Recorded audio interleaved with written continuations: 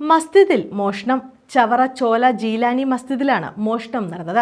12 ടാപ്പുകളാണ് മോഷ്ടാക്കൾ കവർന്നത്. 12,000 രൂപയുടെ നഷ്ടമുണ്ടായതായി മസ്ജിദ് പരിപാലന കമ്മിറ്റി ഭാരവാഹികൾ പറഞ്ഞു.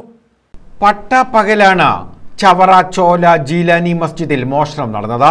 വ്യാഴാഴ്ച രാവിലെ 11-നും ഉച്ചയ്ക്ക് 12-നും ഇടയിലായിരുന്നു മോഷണം.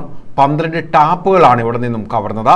ഒരു ടാപ്പിന് 1,200 രൂപ വില വരുമെന്നും 12,000 രൂപയുടെ നഷ്ടമുണ്ടായതായും മസ്ജിദ് പരിപാലന കമ്മിറ്റി ഭാരവാഹികൾ പറഞ്ഞു. നമ്മുടെ പള്ളിയിലെ വാട്ടർ ടാപ്പുകൾ 12 ടാപ്പുകളാണ് നമുക്ക് 11-നും 12-നും ഇടയിലായിട്ട് ഇന്ന് രാവിലെ മോഷണം പോയിരിക്കുകയാണ്. നമ്മളായിട്ട് നമ്മൾ കേസ് കൊടുത്ത് പോലീസ് സ്റ്റേഷനിൽ പരാതി കൊടുത്തിട്ടുണ്ട്. ഇത് ഇന്ന് ലുഹറിന് മുമ്പായിട്ട് ഇവിടെ നമസ്കാരത്തിന് ആളുകൾ വരുമ്പോഴാണ് ശ്രദ്ധയിൽപ്പെടുന്നത്.